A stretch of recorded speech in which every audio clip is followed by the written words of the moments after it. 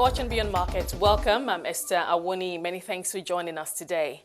On today's show, we'll discuss the recent xenophobic attacks on foreigners in South Africa and explore the wider economic implications for the Rainbow Nation and the Giant of Africa, Nigeria. As always, you can join the conversation online. Use the hashtag Beyond Market. You can also send your thoughts, your comments to my Twitter handle too. It's at Esther O. Awuni.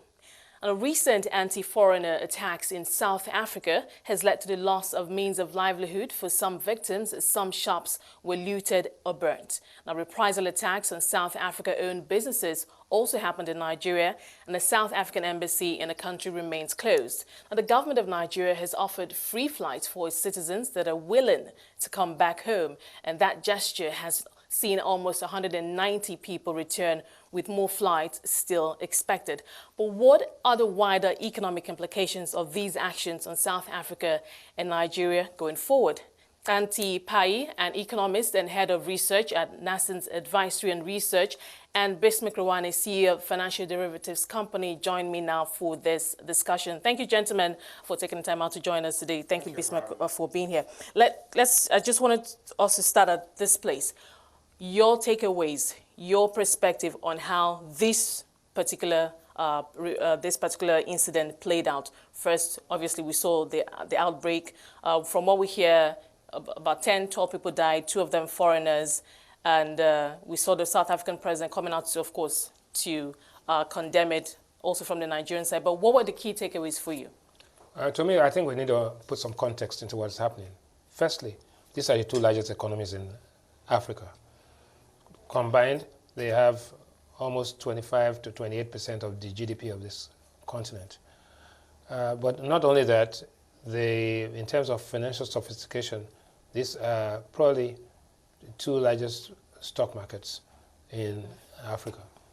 Now, having said that, these 2 economies had elections, they had recessions in the last 2-3 years, recovered from the recession or recovering from the recession. Both countries have power supply problems. Both countries have signed on the African Continental Free Trade Agreement. And so both countries are committed to a strong macroeconomic policy and fiscal consolidation. Both countries are struggling in terms of policy framework to ensure that they can insulate themselves from global shocks. Having said that, because one of the fallouts of economic deteriorating conditions is that people get xenophobic, people get paranoid, and begin to react to and blame foreigners for their woes. But also, apart from the growth problem, these 2 countries also have what we call a high Gini coefficient. That of South Africa. South Africa has the highest level of income inequality in the world. That's the difference between the poor and the rich. In South Africa is the highest in the world. They have a 63 score, while Nigeria has 43. Nigeria is also very high.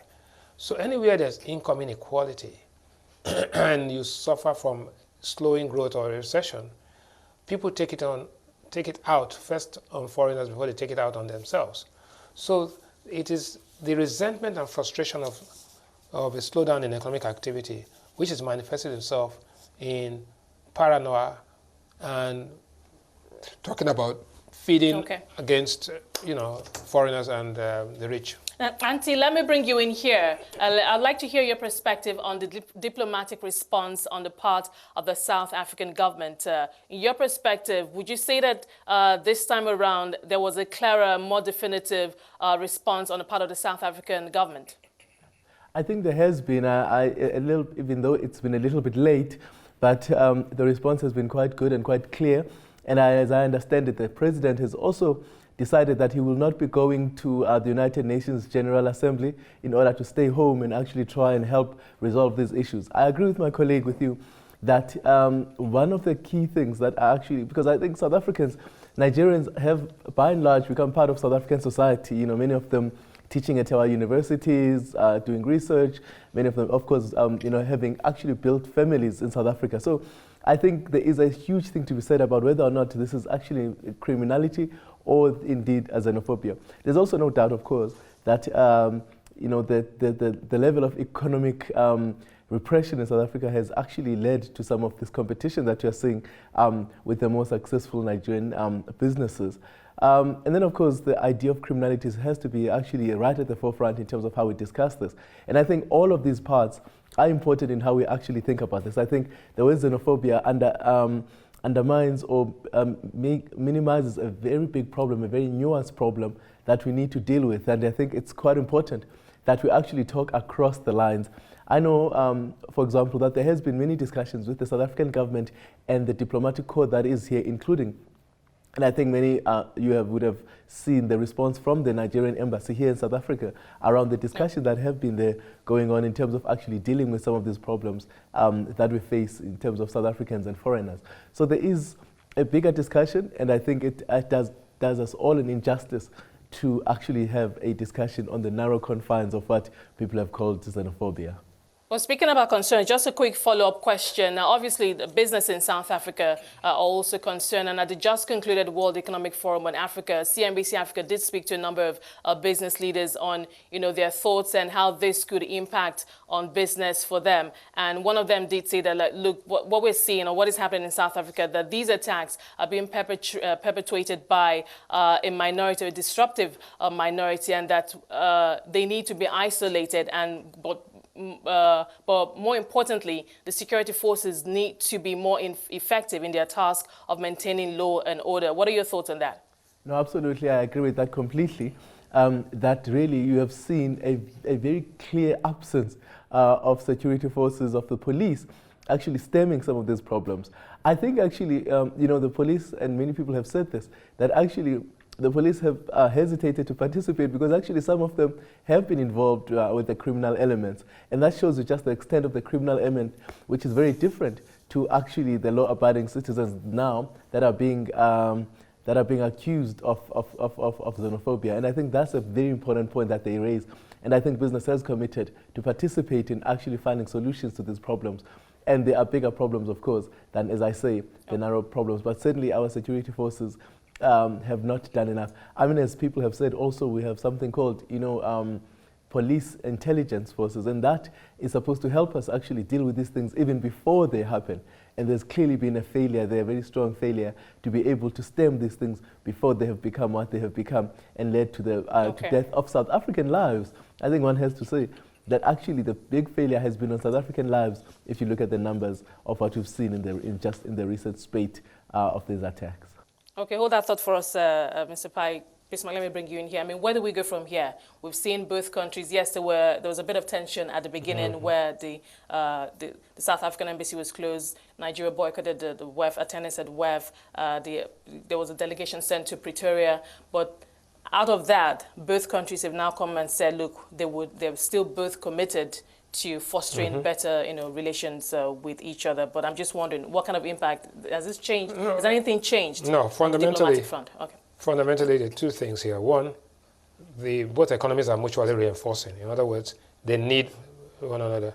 The investors from South Africa and the MTNs, the Sasols, the IBTC, Stanbic, and Rand Merchant, those are very important participants in the Nigerian economy. One. Two, the one similarity in both countries is that they both have unemployment levels higher than 28%. We haven't released ours. The last one we released about a year ago. Nigeria was about a year ago, and it was 23%. Estimates are it's about 30%. So you have high income inequality, you have high unemployment. So they need, both countries have to build the economy so that people can get jobs. The last thing you need is a tit-for-tat situation in the diplomatic front. And both countries, even though compete as to who is the giant of Africa, right? But really, they now see that it's their best interest to cooperate, both economically and diplomatically, right? To deal with migration issues, to deal with unemployment issues, and more than anything else, to deal with issues of capital flows, right? And that is important. So we've had, before now, we had the MTN saga, which was seen as a corporate cum government fallout, and that is pretty much resolved, right? And so I think what I see is that there will be corporate and investor pressure on South Africa to work towards a rapprochement, and there will be consumer pressure in Nigeria. Please, we need the South African trade, we need South African investment, we need South Africa's cooperation so that we can actually deal with, partially, with the unemployment problem in Nigeria. Okay. Xhanti, let me bring you in here quickly. Now, as you obviously already know, and as Bismarck also highlighted, a bigger story, and I mean, some of the underlying issues behind xenophobia is, the perceived or actual, perhaps, lack of opportunity, unemployment, income inequality. And as I mentioned earlier, as one of the business leaders in Essex did say that this is being perpetrated by a minority, a disruptive minority. Would you say that, there is still a communication problem between perhaps the South African government and South Africans on the conversation of this integration that is happening, economic integration that is happening on the continent? Yeah, there's very much so. I think our communication, the South African communication, has been very, very poor.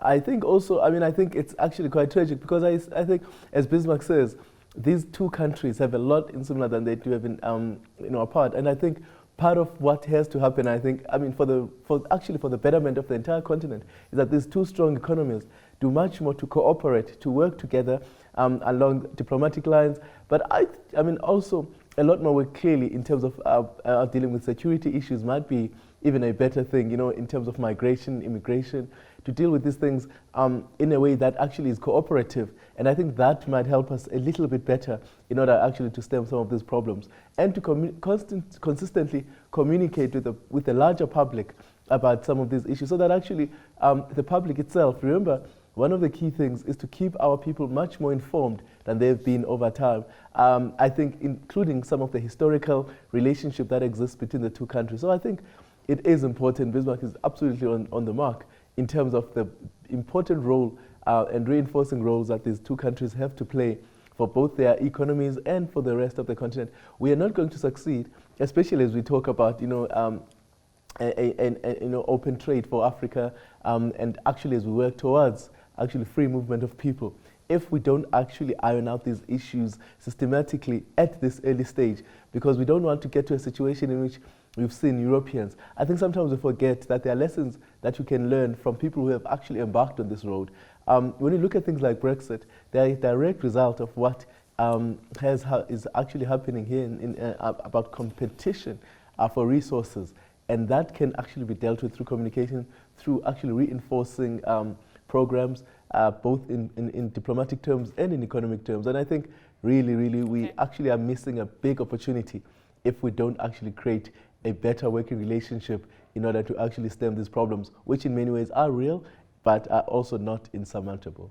Okay, we're just going to pause at this point and just take a short break and come back and continue with our conversation. I've been speaking to Bismarck Rewane, CEO of Financial Derivatives, and Xhanti Payi, an economist and head of research at Nascence Advisory and Research. If you're just joining us, we're discussing the recent anti-foreigner attacks in South Africa and the wider economic implications for two of Africa's largest economies. Bismarck Rewane, CEO of Financial Derivatives, and Xhanti Payi, an economist and head of research at Nascence Advisory and Research, are with me for today's discussion. Thank you for your time so far. Bismarck, let me pick up with you. Let's go deeper into the economic issues, starting with the Africa Continental Free Trade area. Now, obviously, we have 54 countries on the continent that have signed, and I think 27 have ratified it so far.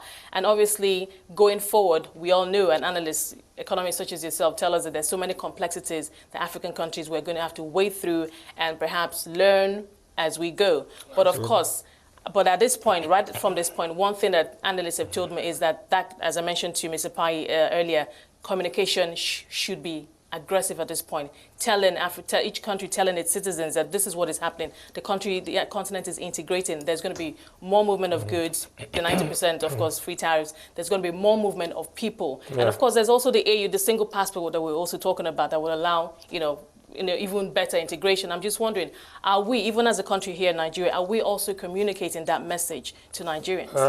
Not really, but we need to do that.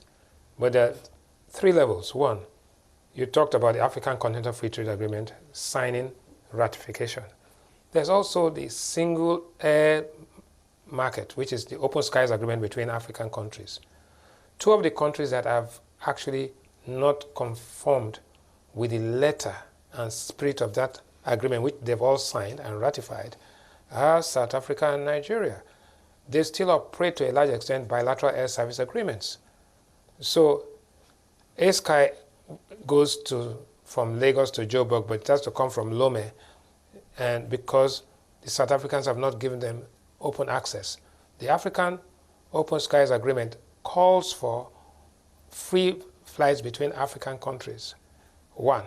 2, before you talk about the continental integration, there's also sub-regional integration. South Africa is the hub of the SADC area. So all those countries gravitate. And while Nigeria is the hub of the ECOWAS, Nigeria has the common external tariff. The Dangote refinery, when it's completed with the pipelines, will be serving as a hub for refining for the whole of West Africa. Right now, Nigeria exports $3.2 billion roughly of oil to South Africa. South Africa refines that oil and uses it to service the SADC area, right? So there's compliance with the spirit of regional integration, dominance of the sub-region, and opening up for flows, investment flows, and people flows, and trade flows. All of these things are not going to happen instantaneously, but they are happening as you go along. So people now begin to see that these regions and these countries depend on one another. And therefore, a disruption of xenophobic attacks and all of this can only do damage to the bigger picture. And so the leaders of Nigeria and the leaders of South Africa and the SADC and ECOWAS area owe their markets and their investors the responsibility to ensure that they dial down this, reduce the decibel of this whole activity, and emphasize and communicate the positives, because these economies are recovering from recession. These economies are integrated with the global economy, and more than anything else, Nigeria in particular is vulnerable to exogenous shocks, while South Africa is also vulnerable to the fact that commodity cycles also affect South Africa. Now, Xhanti, let me bring you in here. Before I hear your thoughts on whether or not you think, or to what extent you think this could be a threat to the complete or the Africa Continental Free Trade Agreement, I feel I need to ask you this. Has President Ramaphosa come out to give out some concrete steps or initiatives or measures that will be taken this time to curb that myth that appears to be pervasive in some of the townships, rural areas in South Africa, that foreigners are to a large extent behind the economic problem, some of the economic problems? Has the president come out to say this is exactly ABCD what we are doing to curb it, so that perhaps we may not see this happen again? What I do understand, though, is that he is leading the ANC, the ruling party, into the townships in which they are actually going to engage with citizens, especially in the affected communities, in order to actually have full engagements with them about understanding what their key issues are, and also to try and actually clarify the government positions in this area. So I think that's the step I think they wanted to take, in which they first go to communities and actually the whole party is visible.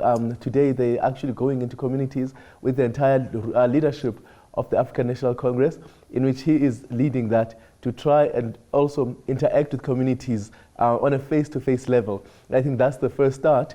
And I think the second stage then would probably be more of a clearer government stance. Because one of the key issues that we have faced, and I think Bismarck talks to it, is that government tends to leave people behind in their work that they do. I think one of the key things that they were trying to do, even in ratifying the Africa Free Trade Agreement, was to try and actually have Parliament and other stakeholders to actually buy into the process, because I think many times government actually lead these processes and leave people behind. So I think before a strong a strong government stance, one wants to actually interact with communities and have a very clearer interactions that will actually lead to a stronger stance. But as many people have complained in South Africa, the president has been relatively silent on these issues, and there's been a big call for him to actually say something. And I suspect this is the first stage into actually coming up with much more resolution. So he has spoken about it in terms of the criminality. He has said that, you know, we are basically not a xenophobic country and that we are not a hateful people. But I think, as you say, there has to be a little bit more detail, a little bit more push in terms of how you actually deal with these things. And some of the interactions have started to happen. Oh, okay, quickly, let me just quickly ask you this also. For foreign investments, foreign businesses, would you say that there's any impact? Is there changing perception on how they view the South African business environment? And is this also being communicated on the part of the government to these businesses, these would-be investors, that South Africa is still a place to do business?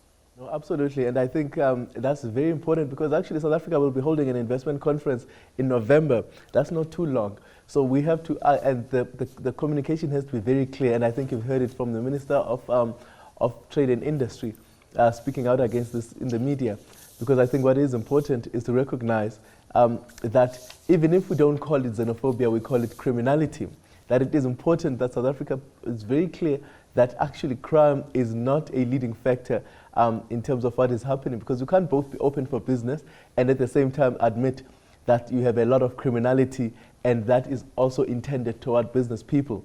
So even though one will say, well, actually these are criminal acts rather than xenophobic attacks, you still are left with making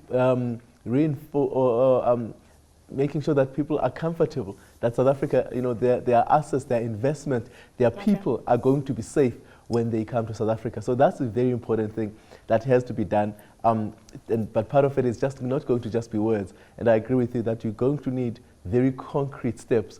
And what we have done so far has been relatively words and not a lot of detail around, for example, how the police are going to be, make sure that they're trained properly, but also they are very visible and they can actually deal with these issues even before they happen. So a big talk, the Minister of Defense, for example, was on radio admitting that there have been lapses in terms of our security systems, especially around being able to predict these things, because people plan these things before time, and a working security system, a working security force is able to stem these issues before they actually become a crisis as we've faced. Okay. Bismarck, you want to add something to that? Yeah, I think there's an oversimplification of this criminality issue. My sense is that we are looking at the symptoms and the fallout. There's what we call organized crime, and there's what we call retail crime. Now, the narcotics world is not a game for kids. There's it's elaborate, it's comprehensive, and it's organized crime, including law enforcement are all part of this whole thing in these countries. And therefore, we got to segregate organized crime from, petty theft and, killings and mugging and all of that. The narcotics trade is big and it's organized, and that itself is what feeds into street crime. And if you don't deal with it at its root, right, transit points of narcotics from South America through these countries to end users, that is something that is much, much more complex, right? And that has to be, if it's organized crime and a syndicate that is behind this whole thing, and then you are seeing the symptoms and trying to treat the symptoms, we might be missing the point. It's interesting. Sorry, but it's interesting that you mentioned that point, because analysts do say that some of the analysts that I've spoken to have said that they think that this is going to continue, because if you look at the statistics, we were looking at just earlier, population of foreigners in South Africa. Nigeria is way down at number 20 with 27,326. Compared to other nationals, and they say that the bigger problem is the drug trade issue, which they say may lead to this attacks will continue. You see, the cost-benefit analysis, when you weigh how much is at stake for narcotics compared to the size of the economy. And so especially in a country where there's high unemployment and high income inequality, this is just a recipe for a blowout. So we must sit back and say, are there Nigerians are part of this syndicate? Is South Africa a transit point for drugs through to Nigeria before going to Europe or to end users? What's going on here? You can't do this. You can't deal with this problem with asymmetric information. You must have the total picture. And I think that when Buhari goes to South Africa to meet with Ramaphosa, they'll be looking at the complete picture and come up with programs that will deal with it and communicate what can be communicated to the public, okay. But there must be a broad solution to this problem. Okay, we're going to have to leave it there. Bismarck, thank you so much for your time today. We appreciate you being on the show today. I've been speaking to Bismarck Rewane, CEO of Financial Derivatives, and Xhanti Payi, an economist and head of research at Nascence Advisory and Research, looking at the broader economic issues and implications of the recent xenophobic attacks in South Africa. With that, on Beyond Markets, thank you so much for being a part of it. Remember that you can watch all previous episodes of the show on our website, that's CNBCAfrica.com. You can also stay engaged with the hashtag Beyond Markets, and of course you can send your thoughts and your comments to my Twitter handle too. It's at Esther O. Awoni. From myself and the team, do have a great day.